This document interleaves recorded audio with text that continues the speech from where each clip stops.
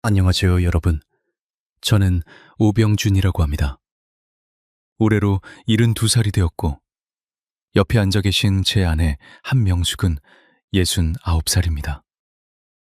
우리 부부를 처음 보시는 분들은 아마 아무것도 아닌 평범한 노부부처럼 보이실 겁니다.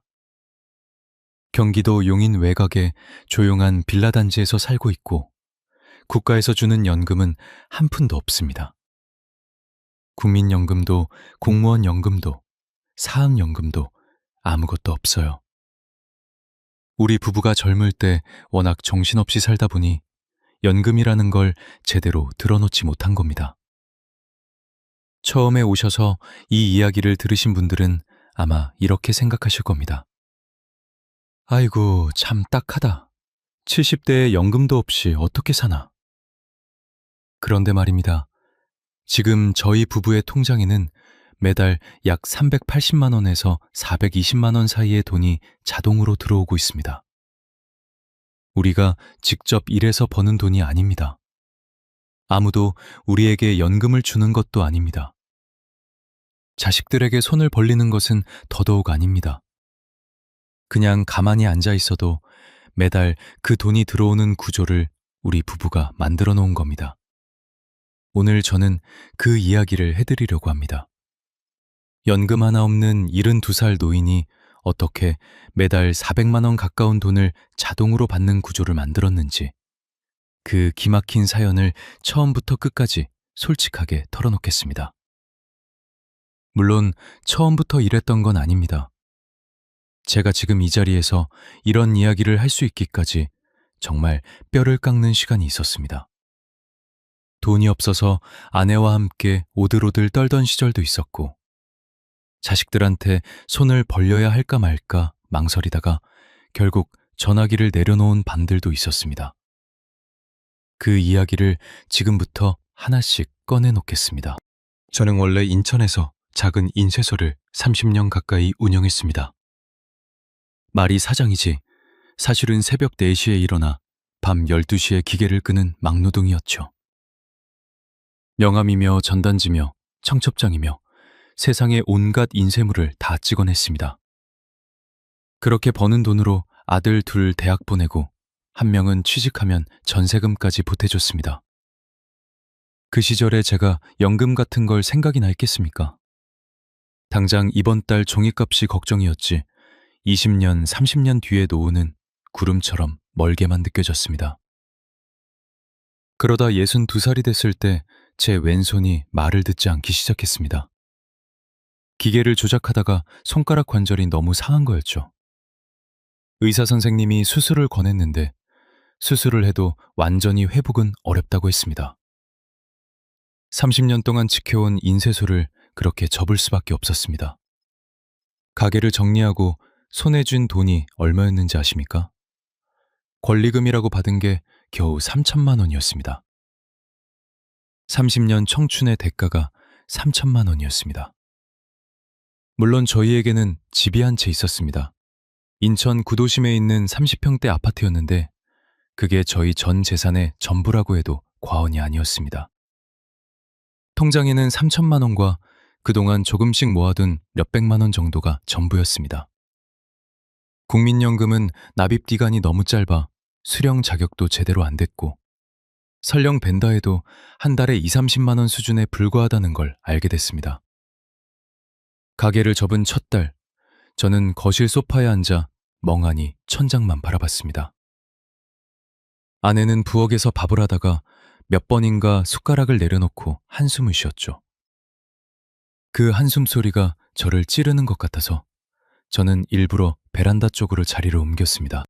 우리 부부가 살아갈 날이 앞으로 30년은 될 텐데 국가도 자식도 아무도 우리 생계를 책임져 주지 않는다는 현실이 그렇게 차갑고 무겁게 느껴질 수가 없었습니다. 그때부터 저는 무언가를 해야 한다는 강박에 시달리기 시작했습니다. 주변에서는 별별 이야기를 다 했습니다. 편의점 알바라도 하라는 친구도 있었고 자식한테 손 벌리면 되지 않냐는 사람도 있었습니다. 장인어른이 돌아가시면서 남긴 논 한 떼기를 팔아서 생활하라는 이야기도 나왔죠. 아내는 조심스럽게 말했습니다. 여보, 우리 그냥 자식들한테 솔직하게 말하고 조금만 도움받으면 안 될까요? 아들 둘이 다 직장이 있으니까 매달 조금씩 보내줄 거 아니에요. 그 말을 듣는 순간 제 자존심이 뚝 끊어지는 소리가 들리는 것 같았습니다. 아니요, 그건 안 됩니다. 자식들한테 손 벌리면 우리 부부 사이가 먼저 망가지고 자식들과도 멀어집니다. 내가 방법을 찾겠습니다. 저는 그렇게 단호하게 말하고는 그날 밤 이불 속에서 눈을 뜨고 천장을 쳐다봤습니다. 방법이 있기는 한 걸까? 방법을 찾겠다고는 했는데 막상 아무 생각이 나지 않더군요. 생각처럼 쉽지 않았습니다. 처음에는 노인 일자리 센터에 찾아가 봤습니다. 담당자가 뭘 할 수 있는지 물어보더군요. 인쇄 기술밖에 없는데 이미 손이 망가졌다고 하니 난감한 표정을 지었습니다.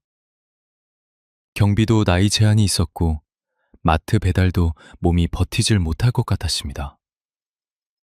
일하는 것으로 먹고 사는 건 더 이상 불가능에 가까웠습니다.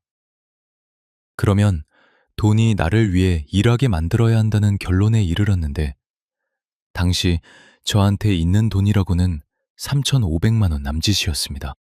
이 돈을 어디에 어떻게 굴려야 하는지 전혀 몰랐습니다. 그냥 은행에 넣어두면 이자가 한 달에 10만 원 남짓이었습니다. 그걸로는 당연히 생활이 안 됐죠. 혹시 여러분 중에도 저처럼 인생의 어느 순간 이 돈을 어떻게 써야 할지, 어디에 맡겨야 할지 아무것도 모르는 상태에서 막막했던 분 계십니까? 젊을 때야 일하면 되니까 몰라도 그만이었지만 나이가 들면 그 무지가 정말로 생존의 위기로 이어집니다. 저도 그 위기를 맞닥뜨렸습니다. 그런데 그 위기가 오히려 저를 바꿔놓은 계기가 됐습니다. 알고 보니 그게 아니었어요. 가게를 접고 반년쯤 지났을 때였습니다. 인천 시내에 있는 도서관에 무료 강좌가 열린다는 전단지를 받았습니다. 은퇴 이후 자산 관리라는 제목이었는데 솔직히 처음에는 별 기대 없이 갔습니다.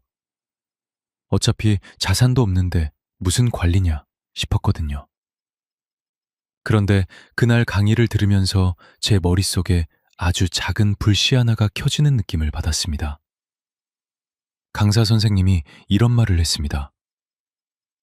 연금이 없어도 걱정하지 마세요. 연금보다 더 안정적인 현금 흐름을 스스로 만드는 방법이 있습니다. 중요한 건 돈의 액수가 아니라 돈이 흐르는 구조를 만드는 겁니다. 자산이 많지 않아도 됩니다. 내가 가진 것을 어떻게 배치하느냐의 문제입니다. 저는 그 말을 듣는 순간 옆자리 아주머니를 봤습니다. 그분도 눈을 반짝이며 강사를 바라보고 있었습니다. 저도 그랬습니다. 연금 없어도 된다는 말이 귀에 들어온 게 아니라 돈이 흐르는 구조라는 말이 심장을 건드렸습니다. 그날 집으로 돌아와 아내에게 말했습니다. 여보, 내가 뭔가 방법을 찾을 것 같아요. 처음 들었을 때는 막연하지만 내일 또 도서관에 가볼게요. 아내는 뭐가 그렇게 좋냐는 듯 웃더군요. 그날부터 저는 도서관에 단골이 됐습니다. 책을 찾아 읽고 무료 강좌가 있을 때마다 참석했습니다. 사실 인쇄소를 30년 운영하면서 책을 읽을 여유가 한 번도 없었습니다. 62살에 처음으로 본격적으로 책을 읽기 시작한 셈입니다. 제 글씨가 어눌하고 이해가 더디다 보니 같은 책을 2번, 3번 읽는 경우도 많았습니다. 그래도 좋았습니다. 뭔가를 배우고 있다는 기분이 저를 다시 살아있는 사람처럼 느끼게 해줬습니다. 그 시절에 제가 배운 가장 중요한 개념 하나가 바로 현금 흐름이었습니다. 여러분, 현금 흐름이라는 말 들어보셨습니까? 돈이 쌓이는 게 아니라 돈이 흘러들어오는 구조를 말합니다. 예를 들어 통장에 1억 원이 있다고 해봅시다. 이게 그냥 통장에 묶여 있으면 그건 고여 있는 물입니다. 물은 고이면 썩습니다.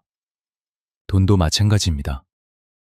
그런데 그 1억 원을 어떤 구조에 넣어두면 매달 일정한 돈이 흘러들어옵니다. 그게 현금 흐름입니다. 저는 그 개념을 배우고 나서 생각이 완전히 바뀌었습니다.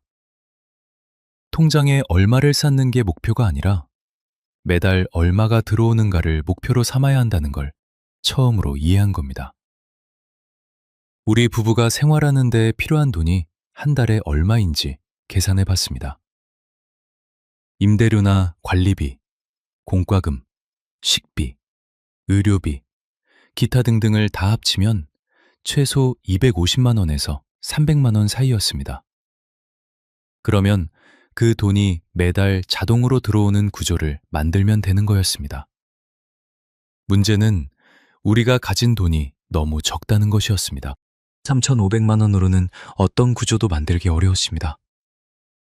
그래서 저는 가장 크고 유일한 자산인 아파트를 어떻게 활용할 수 있을지 고민하기 시작했습니다. 문제는 그 다음이었어요. 아파트를 활용한다는 게 말이야 쉽지. 우리 부부에게는 살고 있는 유일한 집이었습니다. 이 집을 건드리면 우리가 살 곳이 없어집니다. 처음에는 주택연금 이야기를 들었습니다. 집을 담보로 맡기고 국가에서 매달 돈을 받는 제도입니다. 그런데 당시 우리 아파트 가격이 그리 높지 않아서 주택연금으로 받을 수 있는 금액이 한 달에 80만 원에서 100만 원 수준이었습니다. 게다가 집을 넘긴다는 게 심리적으로 굉장히 무거웠습니다. 그래서 주택연금은 일단 마지막 카드로 남겨두기로 했습니다. 그러면 다른 방법은 뭐가 있을까? 저는 도서관에서 책을 보면서 배당주 투자라는 것을 알게 됐습니다. 기업의 주식을 사두면 기업이 이익을 낼 때 그 이익의 일부를 주주들에게 나눠주는데 그걸 배당이라고 합니다. 매년 혹은 분기마다 배당이 들어오는 주식을 잘 골라 사두면 돈이 자동으로 흘러들어온다는 겁니다. 그때 제 눈이 번쩍 뜨였습니다. 하지만 주식은 오를 수도 있고 내릴 수도 있습니다. 우리처럼 원금을 잃으면 안 되는 처지에 있는 노인들한테는 위험한 도박처럼 느껴졌습니다. 실제로 주변에서 주식하다가 노후 자금 날렸다는 이야기를 워낙 많이 들어왔기 때문에 두려웠습니다. 그래서 저는 배당주를 바로 시작하지는 않고 더 공부하기로 했습니다. 도서관 강사님 중에 한 분이 소그룹 스터디를 만들어 주셨는데 거기서 저보다 먼저 이 길을 걸어온 분들을 만났습니다. 그 중에 66살의 박순느 씨라는 분이 있었습니다. 그분은 남편을 일찍 떠나보내고 혼자 서울 도봉구에서 사시는데 국민연금이 한 달에 50만 원 남짓 나왔습니다. 그걸로는 당연히 살 수 없었죠. 그런데 그분이 5년 전부터 배당주와 부동산 소액 투자를 조합해서 매달 200만 원 가까운 돈을 추가로 받고 있다고 했습니다. 총 현금 흐름이 250만 원이 넘는 거였습니다. 혼자 사시는데 충분한 금액이었죠. 저는 그분의 이야기를 처음 들었을 때 반신반의했습니다. 노인이 혼자서 그런 걸 운영하고 있다는 게 믿기지 않았거든요. 박순애 씨는 제 표정을 보더니 웃으면서 말했습니다. 오 선생님, 처음에 저도 그랬어요. 근데 해보면 생각보다 어렵지 않아요.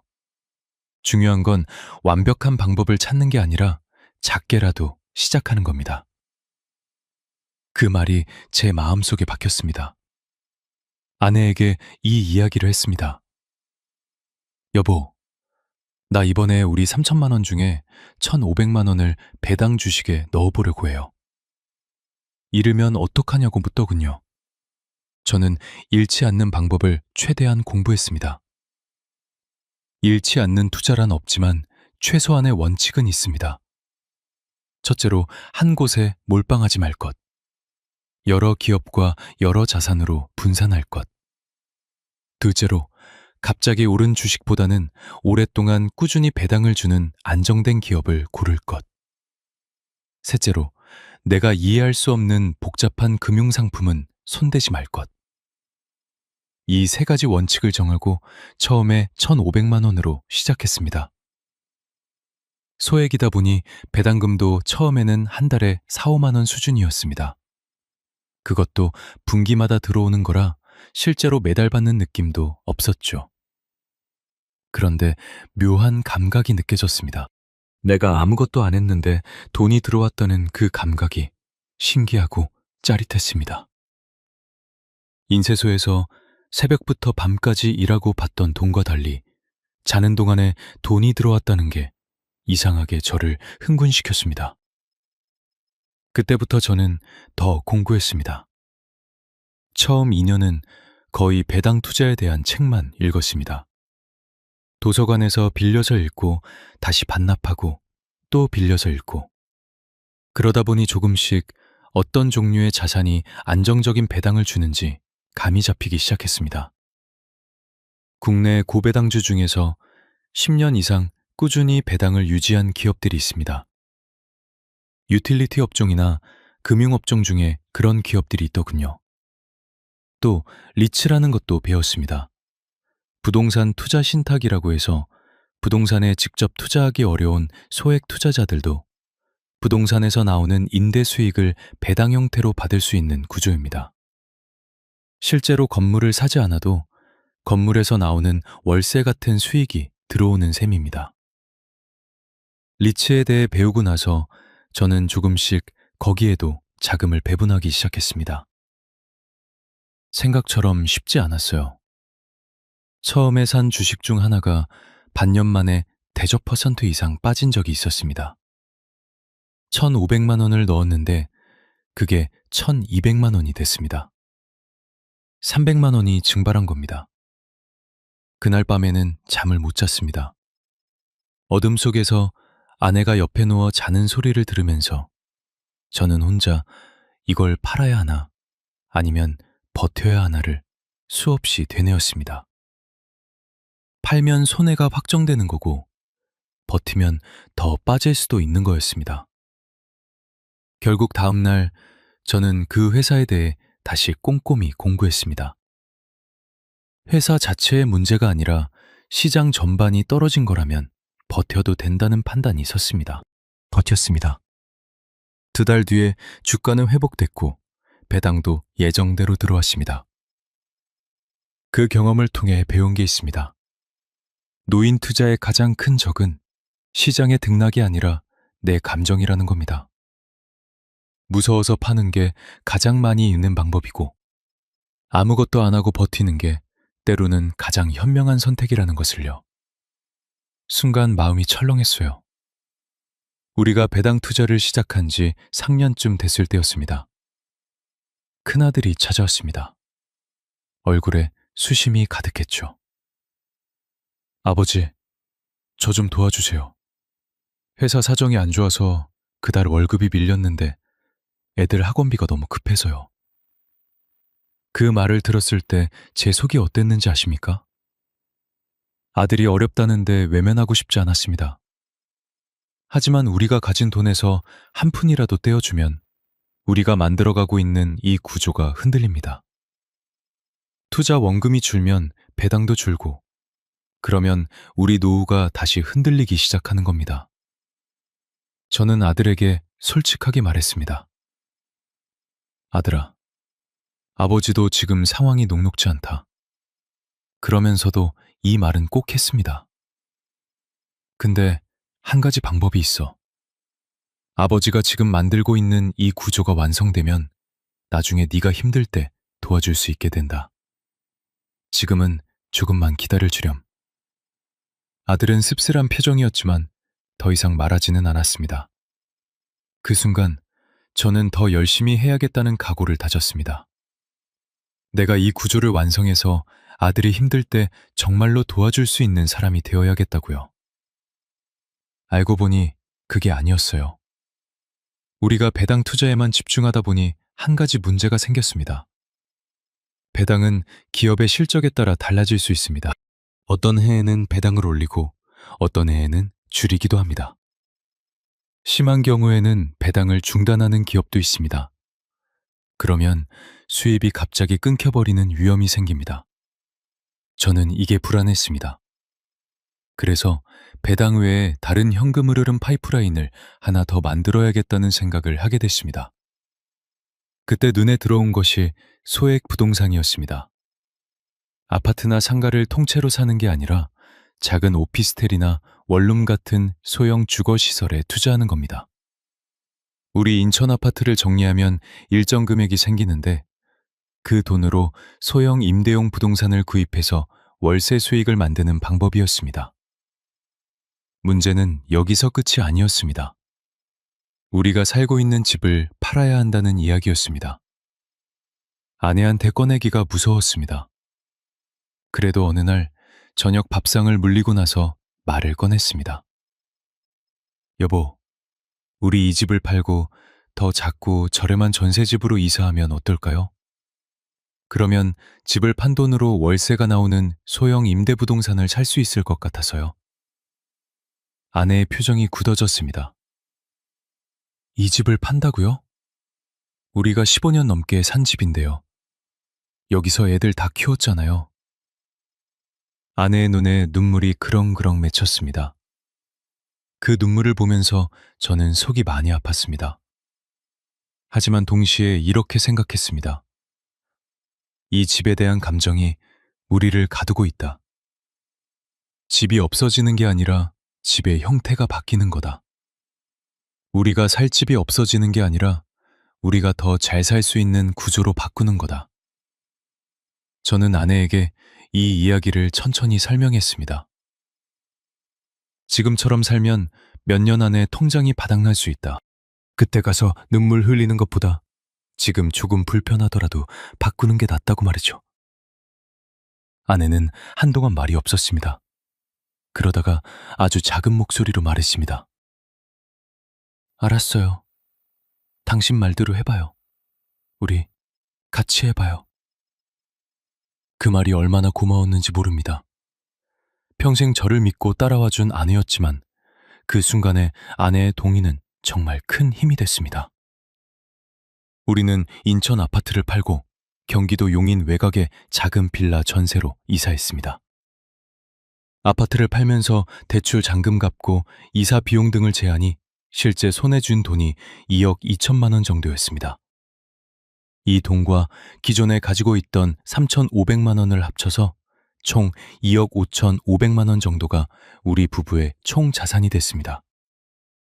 배당 투자에 이미 들어간 1,500만 원까지 합치면 총 운용 가능 자산이 2억 7천만 원 정도였습니다.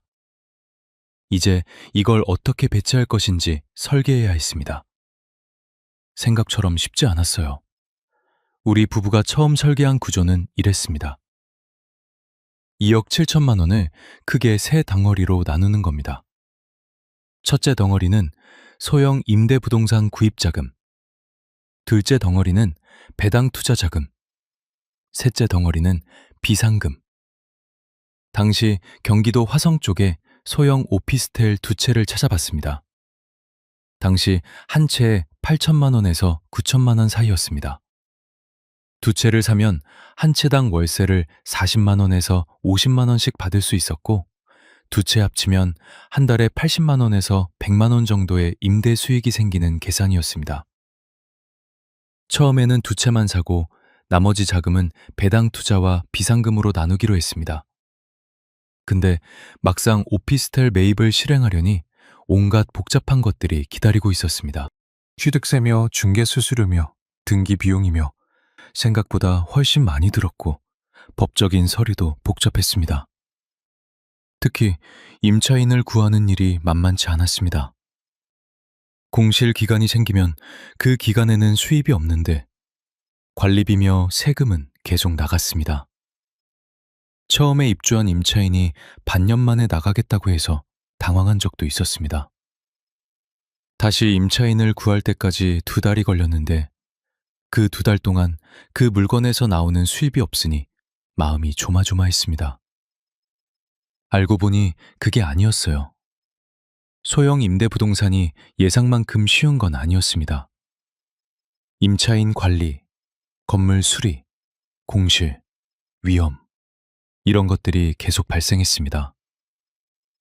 이른이 넘어가면서 이 일을 직접 관리하는 게 점점 힘들어졌습니다.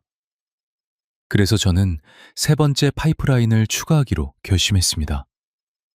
그게 바로 채권과 ETF 분산 투자였습니다.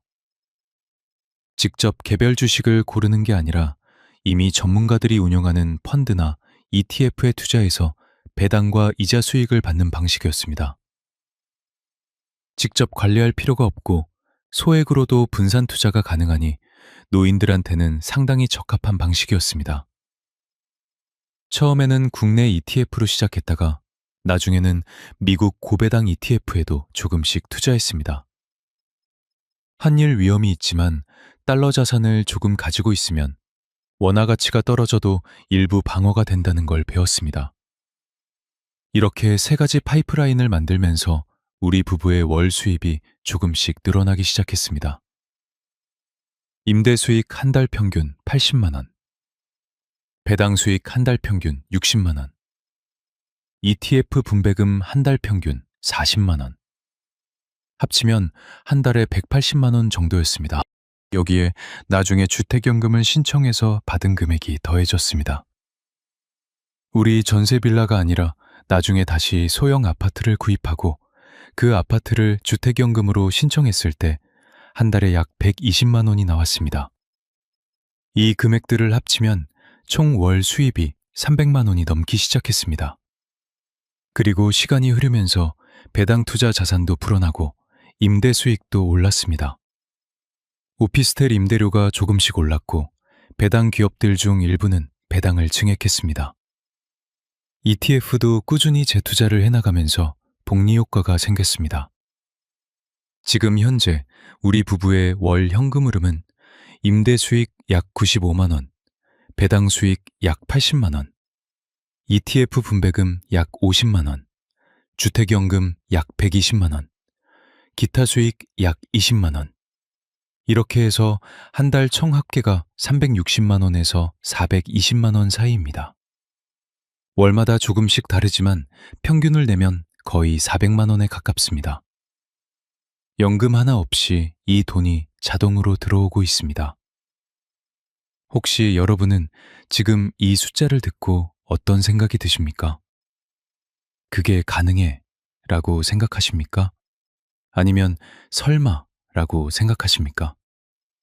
저도 10년 전에는 이게 꿈 같은 이야기였습니다. 하지만 우리 부부가 실제로 지금 이렇게 살고 있습니다. 순간 마음이 철렁했어요. 이 구조를 만들어가는 과정이 순탄하지만은 않았습니다. 중간에 큰 위기가 한 번 있었습니다. 우리가 오피스텔을 2채 보유하고 있을 때였는데 그중 한 채에 살던 임차인이 나가면서 전세 보증금을 돌려달라고 했습니다. 당시 부동산 시장이 좋지 않아서 급하게 새 임차인을 구하지 못했고 결국 다른 투자 자금의 일부를 해지해서 보증금을 돌려줬습니다. 그 과정에서 배당 투자 자산 일부를 팔게 됐는데 하필 그 시기에 시장이 좋지 않아서 약간의 손실을 감수해야 했습니다. 몇 달 동안 현금 흐름이 평소의 절반 이하로 줄었고 저는 이게 다 실패하는 건 아닌가 싶어서 밤잠을 설쳤습니다.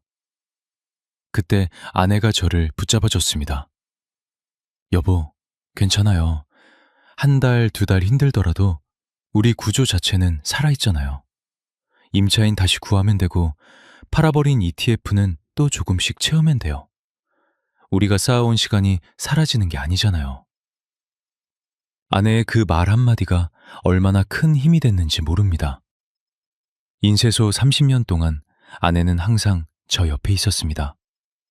가게가 어려울 때 말없이 허리를 굽히고 함께 일해줬던 아내입니다.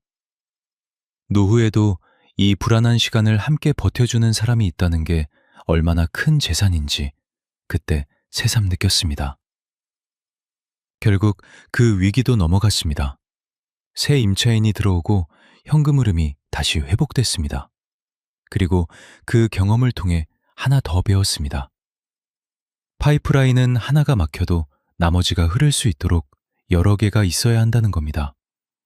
그게 분산 투자의 진짜 의미였습니다.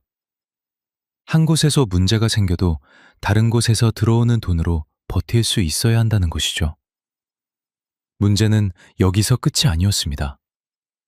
우리 부부가 이 구조를 만들어가는 동안 주변에서 이런저런 이야기들이 들려왔습니다. 친척 중 한 명이 그 돈을 코인에 넣으면 2배, 3배가 된다고 부추겼습니다. 동네 지인 중 하나는 어느 땅을 사두면 곧 개발이 된다며 같이 투자하자고 했습니다.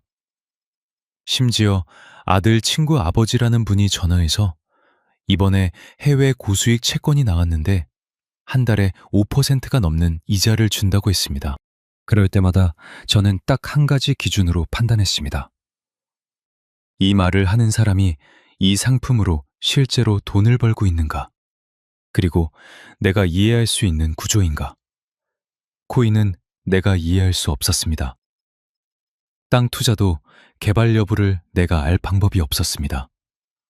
한 달에 5%짜리 채권은 그게 가능하다면 왜 은행에서 주지 않는지 이해할 수 없었습니다. 세 가지 모두 거절했습니다. 나중에 코인 이야기를 꺼냈던 친척은 실제로 큰 손실을 입었다는 소식을 들었습니다. 땅 이야기를 했던 지인은 한동안 연락을 안 했고 나중에 들어보니 그 땅이 개발 취소가 됐다더군요.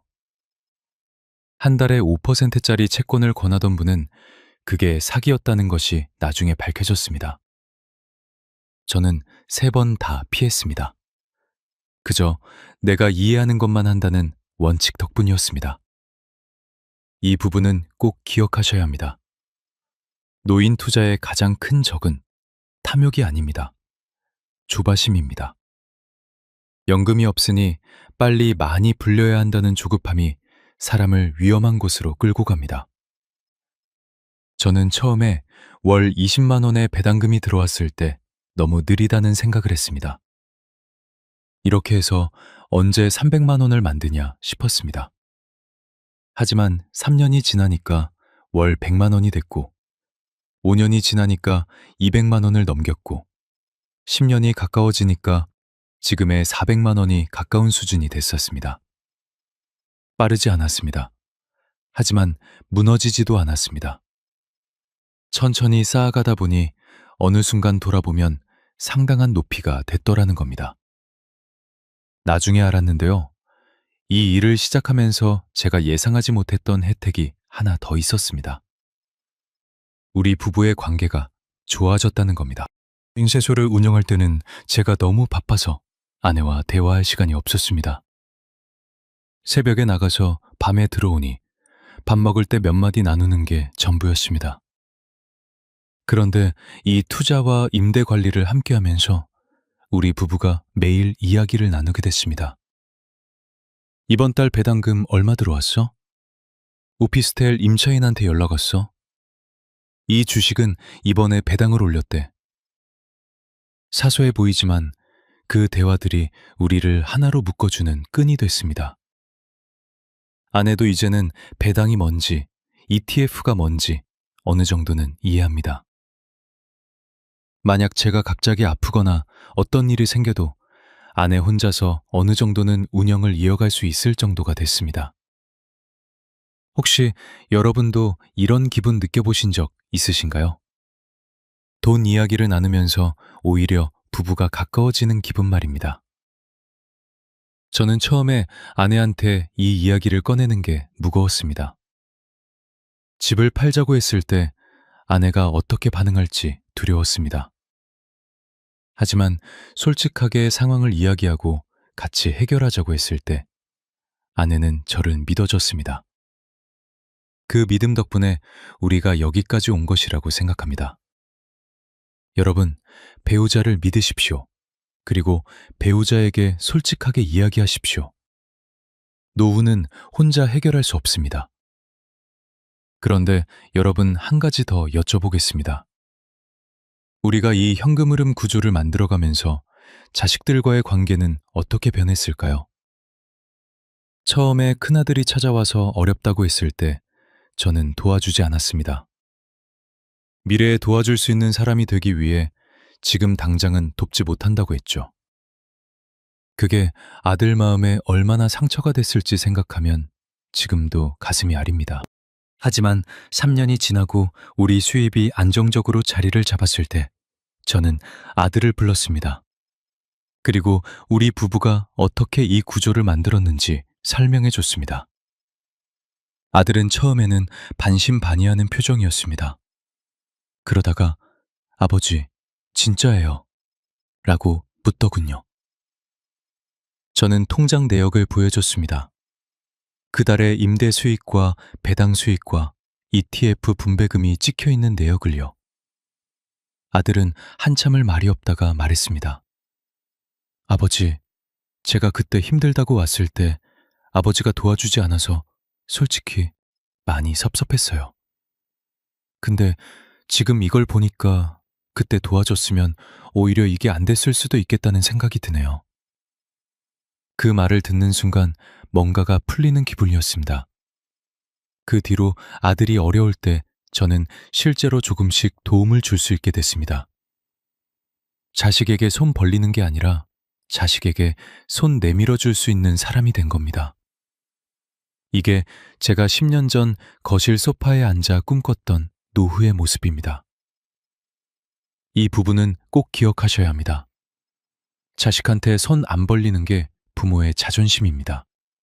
하지만 자식에게 도움을 줄 수 있는 것은 부모의 가장 큰 행복입니다. 그 두 가지를 동시에 가지려면 내가 먼저 내 노후를 튼튼하게 만들어야 합니다.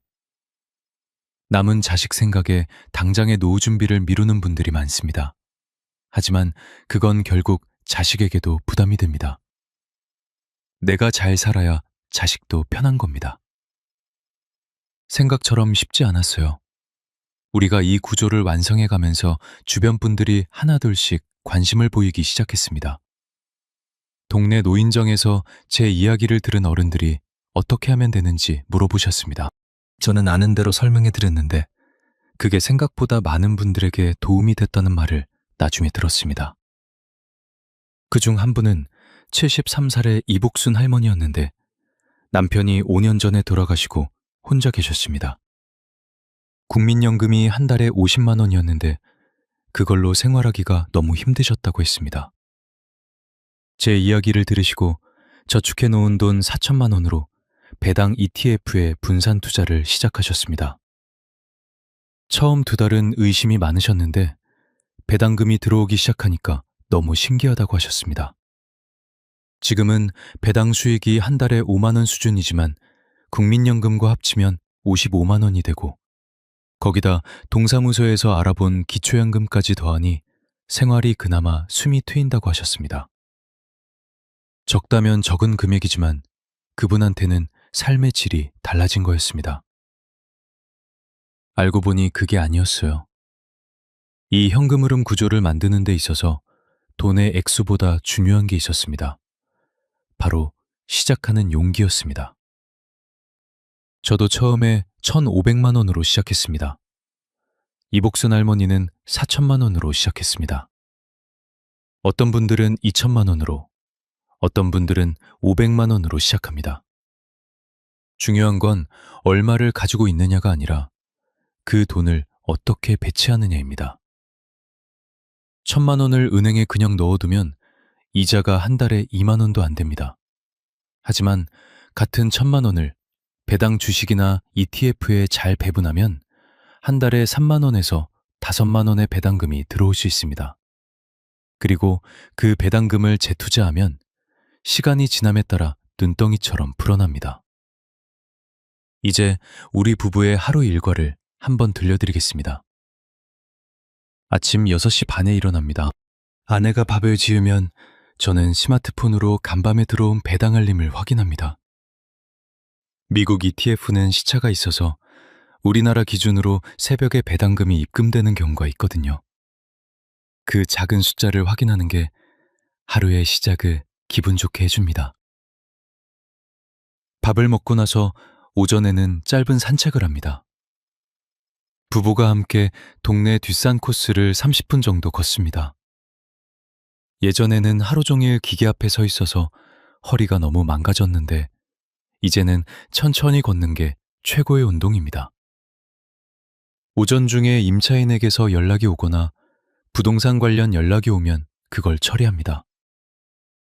요즘은 임대 관리를 부동산 업체에 위탁하는 부분이 많아서 직접 처리할 일이 많지 않습니다. 오후에는 도서관이나 복지관에 가거나 집에서 책을 읽습니다. 저는 아직도 매달 두세 권의 책을 읽습니다. 경제 관련 책만이 아니라 역사책도 읽고 소설도 읽습니다. 책을 읽으면서 세상이 어떻게 돌아가는지 큰 흐름을 파악하는 게 투자에도 도움이 됩니다. 저녁에는 아내와 함께 텔레비전을 보거나 가끔은 동네 분들과 모여 이야기를 나눕니다. 한 달에 한두 번 정도는 아들이나 며느리, 손주들이 놀러 오면 흡족한 밥상을 차려냅니다. 비싼 거 아니어도 됩니다. 텃밭에서 길러온 채소에 삼겹살 한 근이면 온 가족이 웃으며 먹을 수 있습니다. 혹시 이런 일상이 여러분의 눈에는 어떻게 보이십니까? 화려하지 않습니다. 강남에서 크루즈를 타거나 해외여행을 월 1회 다니거나 하는 삶이 아닙니다. 하지만 저는 이 일상이 행복합니다. 아침에 눈을 뜨는 게 무섭지 않습니다. 이번 달 생활비가 어디서 나오나 걱정하지 않아도 됩니다. 자식한테 전화해서 아들아, 이번 달이 좀 빠듯한데 라는 말을 하지 않아도 됩니다. 그 자유가 얼마나 큰지 제가 옛날 처지에 있던 분들은 충분히 이해하실 겁니다. 나중에 알았는데요. 이 구조를 만들면서 제가 가장 크게 변한 게 뭔지 아십니까? 바로 두려움이 사라졌다는 겁니다. 인쇄소를 접었을 때 저는 앞으로 어떻게 살지 두려워서 밤잠을 못 잤습니다. 이 두려움은 아무리 노력해도 쉽게 사라지지 않았습니다. 그런데 현금 흐름 구조가 하나둘 만들어지면서 두려움이 조금씩 거쳤습니다. 지금 저는 두렵지 않습니다. 언제 아파도 병원비가 없을까봐 두렵지 않습니다. 매달 들어오는 돈이 있으니까요. 자식들이 멀어질까봐 두렵지 않습니다. 제가 자식들한테 짐이 되지 않으니까요. 혼자 남겨질까봐 두렵지 않습니다. 우리 부부가 함께 이 구조를 만들었으니 어느 한쪽이 먼저 가더라도 남은 사람이 버틸 수 있는 기반이 있으니까요. 문제는 여기서 끝이 아니었습니다. 제가 이 이야기를 여러분에게 드리면서 빼놓을 수 없는 게 하나 있습니다. 이 과정에서 저와 아내가 함께 해결해야 했던 가장 어려운 문제가 있었는데 그건 돈이 아니었습니다. 바로 우리 부부가 서로에게 화를 내지 않는 것이었습니다. 노후에 돈 문제로 다투는 부부가 얼마나 많은지 아십니까? 저도 처음에 투자를 잘못해서 돈을 잃었을 때 아내가 왜 말도 않고 그랬냐고 화를 낸 적이 있었습니다. 저도 방어적으로 나갔죠. 그 싸움이 얼마나 씁쓸했는지 모릅니다. 그때 저는 아내에게 약속을 했습니다. 앞으로 투자와 관련된 모든 결정은 단 한 가지도 혼자 하지 않겠다고요. 아무리 작은 금액이라도 아내와 상의하고 아내가 이해하고 동의할 때만 진행하겠다고요. 그 약속이 우리 부부를 지켜줬습니다. 아내는 그 이후로 불안해할 때 제가 설명을 잘해주면 믿어줬고 제가 흔들릴 때는 아내가 잡아줬습니다. 돈을 두 사람이 같이 관리하면 혼자 할 때보다 실수가 줄어들고 위기를 버티는 힘이 생깁니다. 여러분, 여기서 잠깐 여쭤봐도 될까요? 지금 여러분의 노후 준비는 어느 수준에 와 계십니까? 혹시 국민연금이나 공무원 연금만 믿고 나머지는 아무 준비가 없으신 분 계십니까? 아니면 통장에 돈이 있긴 한데 그 돈을 그냥 은행에만 넣어두고 어떻게 활용해야 할지 모르시는 분 계십니까? 아니면 저처럼 연금도 없고 자산도 많지 않아서 도대체 어디서부터 시작해야 할지 막막하신 분 계십니까? 어떤 상황에 계시든 오늘 제 이야기가 조금이라도 실마리가 됐으면 좋겠습니다. 완벽한 조건이 갖춰질 때까지 기다리면 영원히 시작하지 못합니다. 저는 3,500만 원으로 시작했습니다. 손이 망가진 62살에 시작했습니다. 주식이 뭔지, ETF가 뭔지 처음에 전혀 몰랐습니다. 그래도 시작했습니다. 알고 보니 그게 다가 아니었습니다. 우리 부부가 이 구조를 만들면서 예상치 못한 일이 하나 있었습니다. 건강이 좋아졌다는 겁니다. 인쇄소를 운영할 때는 새벽부터 밤까지 일하고 스트레스도 엄청났습니다.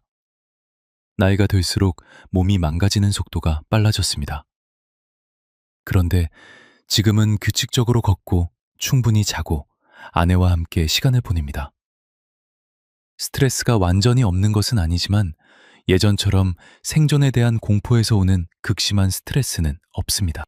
의사 선생님이 지난번에 다시 검진을 받으러 갔을 때 혈압이며 혈당이며 다 좋아졌다고 했습니다. 노후의 건강을 지키려면 돈 걱정을 줄여야 한다는 게 제 경험에서 나온 결론입니다. 돈 걱정이 크면 스트레스가 올라가고 그 스트레스가 몸을 망가뜨립니다. 그 악순환에서 벗어나니 몸도 함께 좋아진 겁니다. 이것 하나만 기억하세요. 노후는 돈만의 문제가 아닙니다. 건강, 인간관계, 그리고 하루하루를 의미 있게 보낼 수 있는 구조. 이 세 가지가 함께 있어야 진정한 노후입니다. 그 중에서 돈 문제만큼은 내가 적극적으로 해결해야 합니다. 국가도 자식도 완전히 해결해주지 않습니다. 하지만 방법이 없는 것도 아닙니다. 저처럼 작게 시작해서 천천히 쌓아가면 됩니다. 순간 마음이 철렁했어요. 얼마 전에 자식들을 모두 모인 자리에서 있었던 일을 말씀드리겠습니다. 아들 둘이 다 왔고 며느리들도 왔고 손주들도 왔습니다.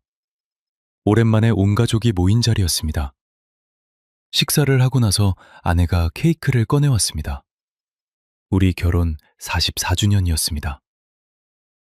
손주들이 할아버지 할머니 축하해요 라며 노래를 불렀습니다.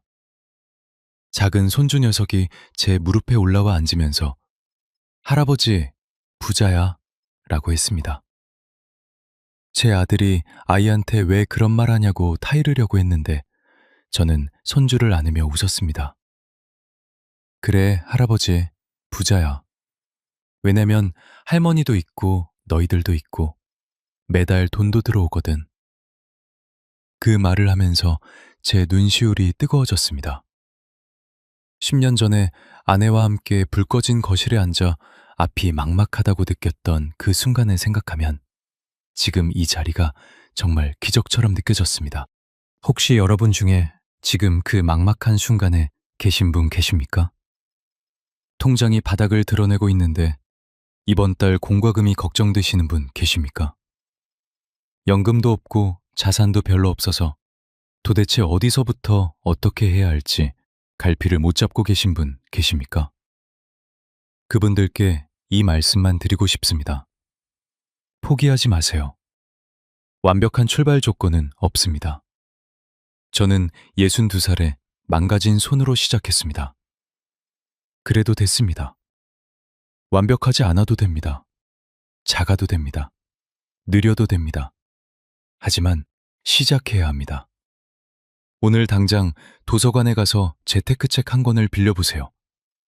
지역복지관에서 하는 금융강좌에 한번 참여해보세요. 아니면 오늘 제 이야기에서 기억나는 한 가지라도 적어두고 그걸 가지고 가까운 은행 창구에 가서 상담을 요청해보세요.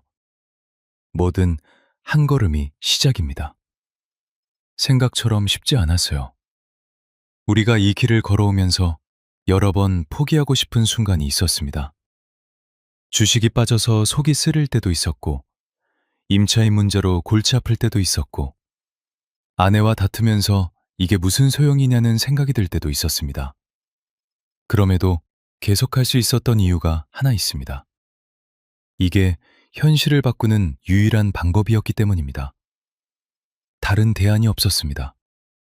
자식한테 기대거나 그냥 포기하고 살거나 아니면 이 길을 걷거나. 저는 이 길을 선택했습니다. 그리고 그 선택을 후회하지 않습니다. 마지막으로 여러분께 이 이야기를 드리고 싶습니다. 우리가 만든 이 현금 흐름 구조는 여전히 완벽하지 않습니다. 인대 수익은 경기에 따라 달라질 수 있습니다. 배당은 기업 실적에 따라 줄어들 수도 있습니다. ETF는 시장 상황에 따라 올라갔다 내려갔다 합니다. 세상에 완벽하게 안정적인 투자는 없습니다. 하지만 그 불완전한 여러 개의 파이프라인이 모여서 전체적으로는 안정적인 현금 흐름을 만들어냅니다. 하나가 막히면 다른 것으로 버티고 상황이 좋아지면 다시 채웁니다. 그게 우리가 배운 지혜입니다. 여러분, 오늘 제 긴 이야기를 끝까지 들어주셔서 진심으로 감사합니다. 연금 하나 없는 70배 부부가 어떻게 매달 400만 원 가까운 돈을 자동으로 받는 구조를 만들었는지 오늘 솔직하게 다 털어놨습니다. 화려한 비법이 아닙니다. 빠른 방법도 아닙니다. 하지만 실제로 작동하는 방법입니다. 아내와 저는 오늘도 이 방법을 써서 살고 있습니다.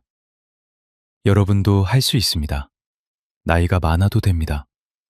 자산이 많지 않아도 됩니다. 중요한 것은 지금 시작하느냐 아니냐입니다. 오늘 제 이야기를 듣고 비슷한 처지에 있는 친구나 가족분이 생각나셨다면 이 영상을 공유해 주세요. 그분들에게 한 줄기 빛이 될 수도 있습니다. 구독과 좋아요는 저희 부부가 계속 이런 이야기를 여러분과 나눌 수 있는 힘이 됩니다. 여러분의 노후가 불안이 아닌 평온으로 가득하기를 진심으로 바랍니다. 오늘도 건강하시고 행복하십시오. 감사합니다. EOF 에코 스크립트 1차 완성. 그런데 말입니다. 여러분, 오늘 제 이야기를 다 들으셨다면 아마 한 가지 궁금증이 생기셨을 겁니다. 구체적으로 어떻게 시작했느냐는 거죠. 제가 말씀드린 배당주, ETF, 소형 임대주택연금, 이 네 가지 파이프라인을 어떤 순서로 어떻게 만들었는지 조금 더 자세히 말씀드려도 될까요? 이게 여러분한테 실질적으로 도움이 될 것 같아서 덧붙여서 말씀드리겠습니다. 저는 도서관 강좌를 처음 들었을 때 그날 집으로 돌아와 아내와 함께 아주 간단한 작업을 했습니다. 공책 하나를 꺼내서 거기에 우리 부부가 매달 쓰는 돈을 하나하나 적어봤습니다. 밥값, 공과금, 의료비, 교통비, 경조사비, 기타. 그게 한 달에 얼마인지를 처음으로 정확하게 계산해봤습니다. 그전까지는 대충 감으로만 알고 있었는데 막상 적어보니 우리 부부가 최소한으로 생활하려면 한 달에 220만 원 정도가 필요하다는 걸 알게 됐습니다. 여유롭게 살려면 300만 원 정도는 있어야 했습니다. 이 숫자를 목표치로 정했습니다. 한 달에 300만 원의 현금 흐름을 만드는 것이 목표였습니다. 그 다음에 지금 우리가 가진 자산이 뭔지 다시 정리했습니다. 아파트 하나, 통장에 3,500만 원. 그게 전부였습니다. 아파트 가격이 당시의 시세로 약 2억 3천만 원 정도였습니다. 대출이 8천만 원 남아 있었으니 실질적인 순자산은 2억 500만 원에서 3,500만 원을 더한 2억 4천만 원 정도였습니다. 이 돈으로 한 달에 300만 원을 만들려면 연간 3,600만 원이 필요하고 이건 2억 4천만 원의 약 15%에 해당합니다. 은행 금리로는 절대 불가능한 수치입니다. 그래서 다른 방법이 필요했습니다. 처음에는 아파트를 팔지 않고 3,500만 원만으로 할 수 있는 것부터 시작했습니다. 그게 배당 ETF 투자였습니다. 안전하고 분산된 고배당 ETF에 2천만 원을 넣고 나머지 1,500만 원은 비상금으로 유지했습니다. 당시 연간 배당 수익률이 약 4% 정도 됐으니 2천만 원에서 1년에 80만 원, 한 달에 약 6만 원 정도의 배당금이 생겼습니다. 보잘것없는 금액이었지만 그 6만 원이 저한테는 첫 번째 파이프라인이 뚫린 것이었습니다. 아무것도 안 했는데 돈이 들어왔다는 그 감각. 그게 저를 계속 전진하게 만든 원동력이었습니다. 두 번째로 아파트를 매각했습니다. 아파트를 팔고 대출 상환하고 세금 이사비 등을 제외하니 실수령 금액이 2억 2천만 원 정도였습니다. 이 돈으로 두 가지를 했습니다. 먼저 경기도 화성에 있는 소형 오피스텔 두 채를 구입했습니다. 당시 각각 9천만 원짜리였으니 두 채 합쳐서 1억 8천만 원 정도 들었습니다. 나머지 4천만 원은 배당 ETF 투자 금액을 2천만 원에서 총 6천만 원으로 늘리는 데 넣었습니다. 그리고 우리가 살 집은 용인 외곽에 전세 빌라를 구했는데 그 보증금 5천만 원은 나중에 임대 수익이 쌓이면서 충당했습니다. 여기서 잠깐 이상하다고 생각하실 수도 있습니다. 비상금 1,500만 원으로 시작했는데 갑자기 2억이 넘는 금액을 운용한다는 게 앞뒤가 맞지 않는 것처럼 보이시죠? 맞습니다. 이 모든 게 처음부터 동시에 이루어진 게 아니라 단계적으로 진행됐습니다. 처음 2년 반은 배당 투자 공부와 소액 시작을 했고 그 다음 단계에서 아파트를 처분하고 자금을 재배치한 겁니다. 문제는 그 다음이었어요. 오피스텔을 구입하고 나서 임차인을 구해야 하는데 공실 기간이 예상보다 길었습니다. 첫 번째 오피스텔은 한 달 만에 임차인이 들어왔는데 두 번째 오피스텔은 2달 넘게 비어 있었습니다. 그 기간에 관리비와 세금은 계속 나가는데 월세는 들어오지 않으니 마음이 타들어가는 것 같았습니다. 그때 처음으로 부동산 임대관리 업체에 위탁을 맡겼습니다. 월세 일정 비율을 관리 수수료로 내야 하지만 직접 임차인을 구하고 계약하고 관리하는 번거로움에서 해방됐습니다. 특히 저처럼 고령의 분들에게는 임대관리 위탁이 매우 현실적인 선택입니다. 직접 관리하다 보면 수리 문제, 임차인 민원, 계약 갱신 이런 일들이 생각보다 훨씬 많고 복잡합니다. 생각처럼 쉽지 않았어요. 배당 투자도 처음에는 무서웠습니다. 2천만 원으로 시작했을 때 한 달 만에 시장이 흔들리면서 5%가 빠졌습니다. 100만 원이 날아간 셈이었는데 제 자산 대비로는 작지 않은 금액이었습니다. 그때 팔았다면 손실이 확정됐을 겁니다. 하지만 저는 버텼습니다. 그 이유는 딱 하나였습니다. 제가 투자한 ETF가 망할 회사들의 집합체가 아니라 한국 또는 미국의 우량 배당 기업 수십 개가 묶여있는 상품이었기 때문입니다. 그 기업들이 동시에 다 망하지 않는 한 결국 가격은 회복됩니다. 그 믿음이 저를 버티게 해줬습니다. 실제로 2달 뒤에 시장이 회복되면서 다시 원래 가격으로 돌아왔고 그 동안에도 배당금은 계획대로 들어왔습니다. 알고 보니 그게 아니었어요. 노인 투자에서 가장 중요한 건 수익률이 아닙니다. 지속성입니다. 연간 20% 수익을 내다가 한 번에 30% 손실을 보는 것보다 연간 4% 배당을 꾸준히 받으면서 원금은 유지하는 게 훨씬 낫습니다. 특히 이미 노후에 접어든 분들은 큰 손실을 회복할 시간이 충분하지 않습니다. 그래서 적게 벌더라도 잃지 않는 전략이 더 중요합니다. 저는 그 원칙을 지킨 덕분에 지금까지 큰 손실 없이 구조를 유지할 수 있었습니다. 세 번째 파이프라인인 주택연금은 좀 더 나중에 만들었습니다. 전세 빌라에서 몇 년을 살다가 소형 아파트를 하나 다시 구입했을 때였습니다. 용인에 있는 9억 원짜리 소형 아파트였는데 이 아파트를 주택연금으로 신청했더니 한 달에 약 120만 원이 나왔습니다. 우리 부부가 살고 있는 집이면서 동시에 매달 돈이 나오는 자산이 된 겁니다. 어차피 이 집에서 살다가 마지막에는 국가에 반납하게 됩니다만 그게 무슨 상관입니까?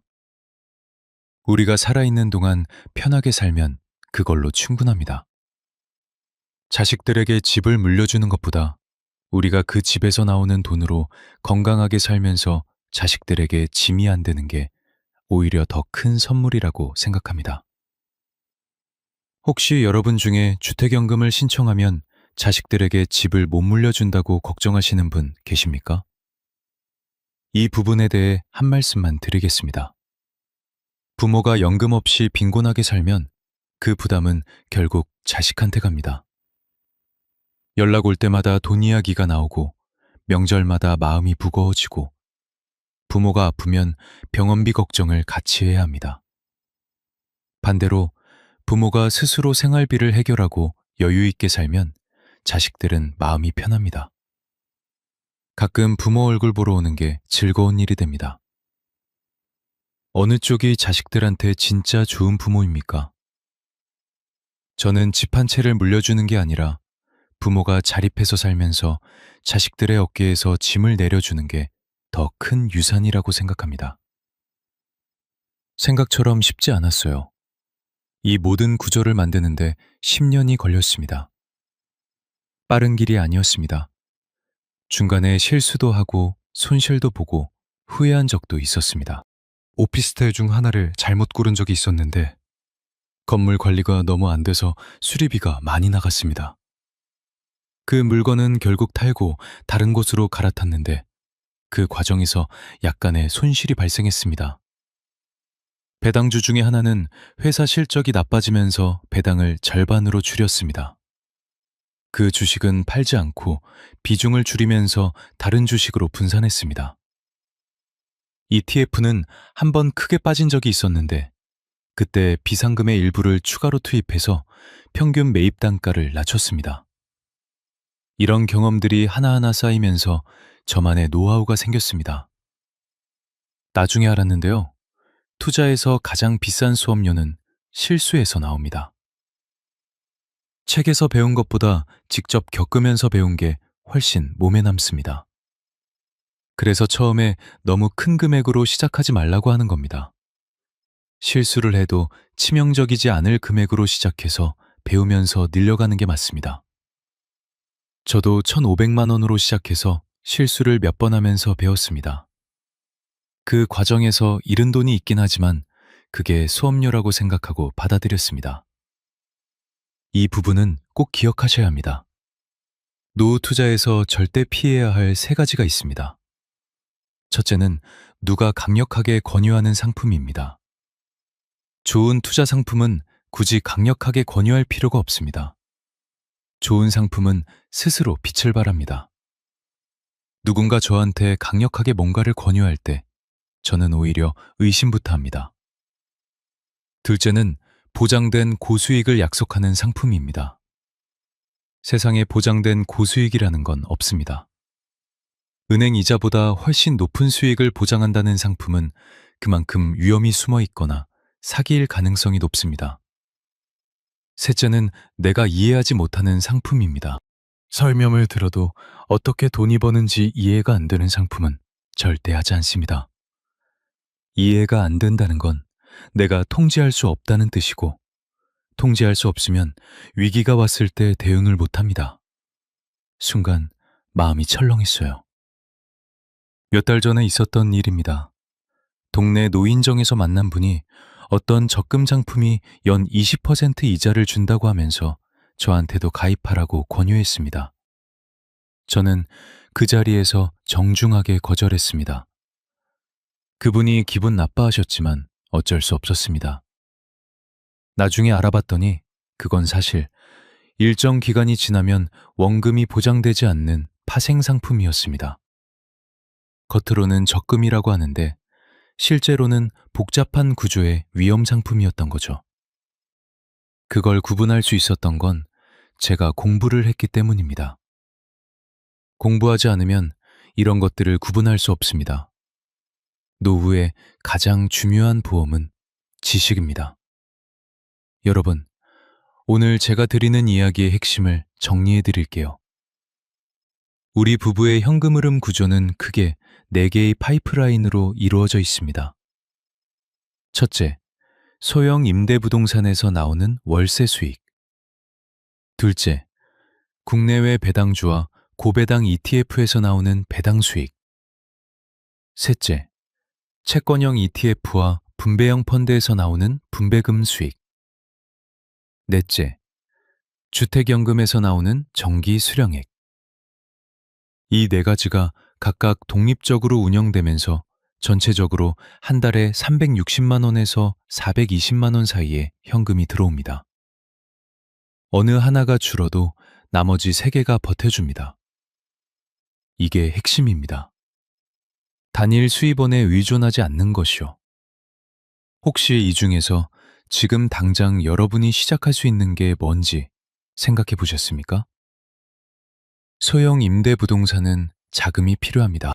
주택연금은 집이 있어야 합니다. 하지만 배당 ETF는 적은 금액으로도 시작할 수 있습니다. 100만 원으로도 시작할 수 있고 500만 원으로도 시작할 수 있습니다. 국내 증권사 앱을 다운받고 계좌를 개설하고 고배당 ETF를 조금이라도 사는 것에서 시작할 수 있습니다. 처음에 받는 배당금이 아주 작더라도 괜찮습니다. 중요한 건 그 시스템이 돌아가기 시작했다는 겁니다. 알고 보니 그게 아니었어요. 처음에 저는 이 모든 걸 혼자서 해야 한다고 생각했습니다. 책을 읽고 강좌를 들었지만 실제로 내 돈을 어디에 어떻게 넣어야 하는지 결정하는 건 온전히 제 책임이라고 생각했죠. 그런데 어느 순간 깨달았습니다. 혼자 하려니까 너무 어렵고 불안하다는 것을요. 그래서 비슷한 상황의 분들과 소모임을 만들었습니다. 도서관에서 만난 분들, 복지관에서 알게 된 분들, 동네 노인정에서 관심 있는 분들이 모여서 월 한두 번 정도 만나서 이야기를 나눴습니다. 서로의 투자 경험을 공유하고 어떤 상품을 봤는데 이게 괜찮은 건지 물어보기도 하고 위기가 왔을 때 버텨준 사람의 이야기를 들으면서 나도 버틸 수 있겠다는 힘을 얻었습니다. 혼자 하면 외롭고 두렵지만 같이 하면 두렵지 않습니다. 이것 하나만 기억하세요. 노후는 고독과의 싸움이기도 합니다. 고독사 문제가 우리나라에서 심각한 사회 문제가 됐습니다. 그 고독의 배후에는 대부분 경제적 문제가 있습니다. 돈이 없으면 사람과 어울리기가 힘들어지고 그 고립이 결국 고독으로 이어집니다. 반대로 경제적으로 안정되면 사람들과 어울릴 여유가 생기고 그 관계 속에서 삶의 의미를 찾을 수 있습니다. 우리 부부가 이 구조를 만든 덕분에 저는 노인정에서 다른 어른들한테 이 이야기를 나눌 수 있게 됐습니다. 그 이야기를 통해 새로운 관계가 생겼고 그 관계가 우리 부부의 노후를 더 풍요롭게 만들고 있습니다. 생각처럼 쉽지 않았어요. 사실 오늘 제가 이 영상에서 이 이야기를 한다는 게 처음에는 망설여졌습니다. 우리 가정의 재정 상황을 공개하는 게 쑥스럽기도 하고 혹시 오해를 받을 수도 있다는 걱정도 됐습니다. 그런데 아내가 말해줬습니다. 여보, 당신 이야기가 누군가한테 도움이 된다면 해야죠. 우리가 이 고생을 해서 배운 것들을 혼자만 알고 있을 필요가 없잖아요. 그 말에 힘을 얻어서 오늘 이 자리에 나왔습니다. 부족하고 서툴게 말씀드렸지만 오늘 제 이야기에서 단 하나라도 도움이 되는 게 있으셨다면 그걸로 충분합니다. 마지막으로 여러분과 나누고 싶은 이야기가 하나 있습니다. 저는 인쇄소를 30년 운영하면서 수만 장의 종이에 글자를 찍어냈습니다. 청첩장, 부고장, 사업계획서, 명함. 다른 사람들의 인생에서 중요한 순간들을 기록한 종이들이었죠. 그런데 정작 제 자신의 인생에서 가장 중요한 순간들은 기록하지 않고 살았습니다. 젊은 시절에 가게를 접을 때의 두려움도, 아내와 함께 첫 배당금을 받던 날의 설렘도, 아들에게 처음으로 도움을 줄 수 있게 됐을 때의 기쁨도, 그런 순간들이 제 안에 쌓여서 지금의 저를 만들었습니다. 여러분도 마찬가지이실 겁니다. 지금 어떤 처지에 계시든 그 처지에서 한 걸음씩 나아가다 보면 어느 날 뒤를 돌아봤을 때 꽤 먼 곳까지 왔다는 걸 알게 되는 날이 옵니다. 저는 그 날이 여러분에게도 오기를 진심으로 바랍니다. 오늘 제 긴 이야기를 끝까지 들어주신 여러분, 정말로 감사합니다.